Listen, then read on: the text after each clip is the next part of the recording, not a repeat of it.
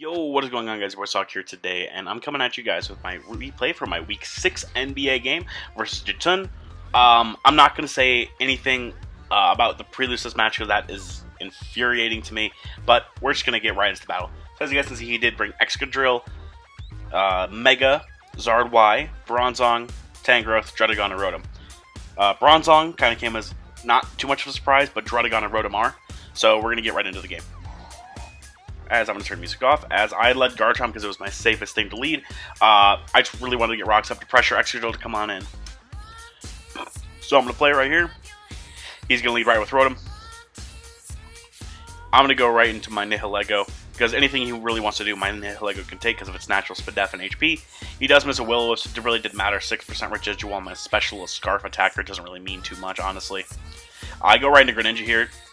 I was kind of expecting something along the lines of Hidden Power Ground, maybe, or something along the lines of like Knockoff. Volt Switch really didn't matter too much, as he does Volt Switch right back into Tangrowth.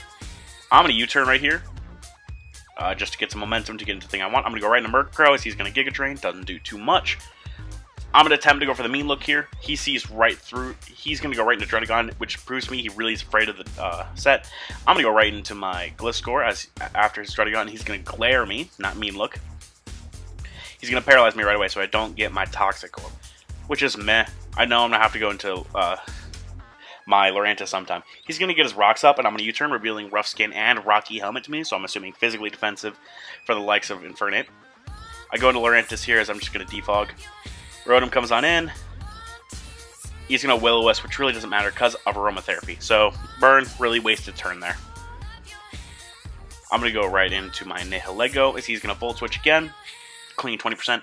And that damage on that, by the way, that told me he was, not only was he leftovers because of some damage that you'll see later, but it told me he was no special attack. So I knew at that moment it was more of a utility Rotom. So I knew it was more along the lines to mess me up. I wasn't really sure what it was going to pack, though. I'm going to go right into Garchomp here as he goes with the Iron Head. I went to Gliscor here because he was going to predict me, because it was a safe play to hit Nihilego, which would probably just drop Gliscor, so he could avoid missing with Earthquake. So I went Garchomp here because I figured he would go for the Iron Head. Rough Skin Rocky Helmet takes damage. He's going right into his Tangrowth, as I'm going to get my rocks. I'm going to switch back into Murkrow, trying to get the set to work. He knocks off my Eviolite. It doesn't really matter too much, just kind of a little bit of a pain. I go right into Gliscor here, predicting a double. So he's going to go right with Druddigon. I wasn't really sure what he was going to go into, but I wanted to get my Toxic Orb up as soon as I could. So seeing Druddigon, I'm going to go right into Greninja here. He gets up his own rocks. I'm going to Dark Pulse here, get a clean 60% off as he's going to Glare. I'm paralyzed, but I know I can still outspeed this. There's there, and Greninja gets a kill. At turn 16, the first kill is had in this game. Kind of sets the tone. He's going to go right into Zard here and scare me right out. He does Mega Evolve, and he's just going to Fire Blast and kill me. I meant to sack this on purpose so I could get a free switch into my Nihilego. Now, I waited a solid minute and a half, maybe even 2 minutes, trying to get into his mind, thinking, I don't have a switch, I don't have a switch, I don't have a switch. But actually, I've been Scruff the entire time to outspeed this Mega Zard. So he's going to see right through that and go right into Bronzong, make the safe switch, and that's going to be a theme throughout this. I'm going to Power Gem, it's going to do 14, it's not going to do a whole hell of a lot. I go right into Murkrow here, because I can hopefully get this up. He's going to show the Reflect, which I think is pretty cool. So he really prepped for Infernape with this team. He's going to swap right into his Rotom here, as Mean Look doesn't affect because he has a Ghost type, and in case you didn't know, Mean Look does not affect Ghost types, so it's pretty cool. I'm going to Roost right here, as he's going to Volt Switch. That doesn't do too much because, of course, when you Roost, you lose your Flying typing. So I was only a pure Dark type on that half turn to say. So his Volt Switch is not super effective and doesn't do too much. He's going to go right into his Excadrill here. He's Mold Breaker, which screams Scarf to me, but I wasn't too sure at this time. So I played this really safe. I went right into Gliscor here because this last time I went right into Garchomp, and I was thinking he was going to predict my Garchomp and go for Earthquake this next time, because I wasn't at full health, so I could have roosted there again, and I could have gone Garchomp or Nihilego. Gliscor is my safest play, so it's a good play on his part just to go for the spin, as you guys see. I'm going to get Poison Heal. I'm going to get a little bit of HP back. He's going right into his Tangrowth, as I'm going to Rock Slide, hoping to maybe catch the Zard in the switch in. I'm going to get some more damage, not damage, I'm going to get some HP back. I'm going to U-turn here for a crisp 11%, telling me he is extremely defensive, but not fully. Giga Drain does 16%, as I noticed that does way too much for a resisted move. I think I defog here. Yes, I do defog on the Charizard, and this is the play where I sack Lurantis. I didn't really need it anymore, it did its job. I got hazards off the field. Next up, I go into Nihilego. I swap right into my Murkrow, predicting him to make the safe play of going Bronzong again, as I do get that play right. He's going to double swap right into Rotom again, so I'm going to sub here. I'm thinking, last time I did 26, so it might be a roll this time. As I'm going to Roost here. I don't have the Flying type anymore. Same, it's going to be hopefully the same roll as last time, maybe a little bit less. Breaks us up, so it did over 25. So it's a consistent over 25, so it probably wasn't a roll like that. He's going to go right into Zard as the sun fades. I'm going to Mead Look this thing as he's going to Fire Blast. I live on 5%. I'm going to Roost here, stalling out his Fire Blast. Hopefully he missed one. Says he doesn't. He didn't miss a Fire Blast this entire game, I noticed.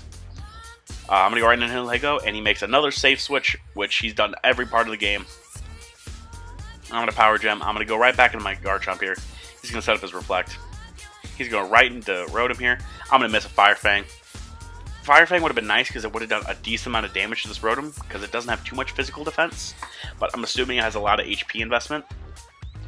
But yeah, would have been nice, really nice to have just a little bit of chip damage off.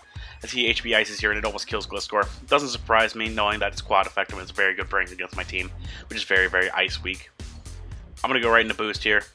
I'm going to Power Gem, getting some damage off, as he's going to Volt Switch and take 20% off. Again, showing he's not very invested, because a invested Volt Switch would have done about 40 probably. He goes right into Excadrill here, so I'm going to go right into Garchomp. He's going to Earthquake, making the solid play. He's going to go right into his Tangrowth here, as I'm going to double into Gliscor, hoping to get some more Poison Heal back, and I'm going to Roost here.